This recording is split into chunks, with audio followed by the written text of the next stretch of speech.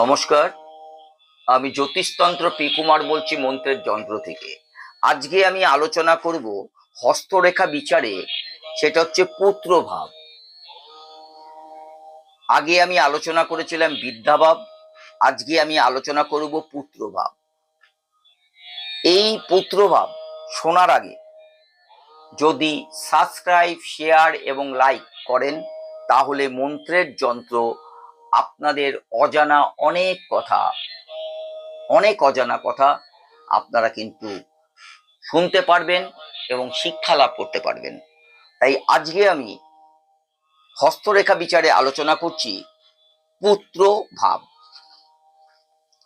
যেসব জাতকের হাতে, আপনার হাতটা আপনি খুলুন, আপনার বন্ধু বান্ধব আত্মীয় স্বজন প্রত্যেকের হাত যদি আপনি দেখেন, তাহলে কিন্তু আস্তে আস্তে আপনারা জানতে পারবেন। যেসব জাতকের হাতে মৎস্য পুচ্ছ সহ একটি মৎস্যের ছবি থাকে, দেখবেন অনেক হাতে একটা মাছ আঁকা থাকে, তার একটা মাথা আছে, একটা লেজ আছে, একটা পেট আছে। সেই জাতক পুত্রবান হয়ে পুত্রের সঙ্গে সুখে জীবন কাটাতে থাকে।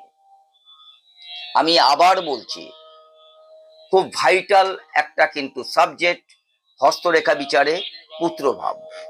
যেই সব জাতকের হাতে মৎস্য পুচ্ছ সহ একটি মৎস্য ছবি থাকে, সেই জাতক পুত্রবান হয়ে পুত্রের সঙ্গে সুখে জীবন কাটিয়ে থাকে।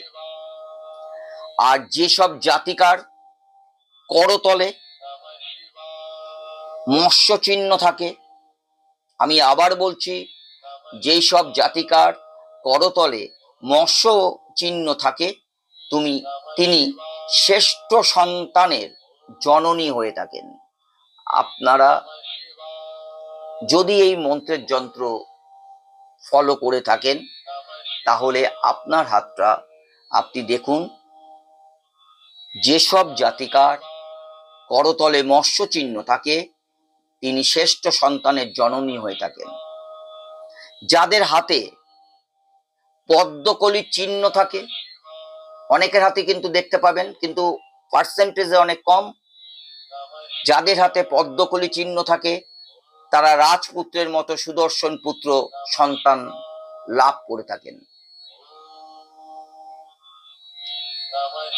যদি কোনো মহিলা মা তাদের হাত দেখেন, এখন দেখে যদি পর্যালোচনা করেন, পদ্মকলির চিহ্ন আপনার হাতে আছে, তারা রাজপুত্রের মতো সুদর্শন পুত্র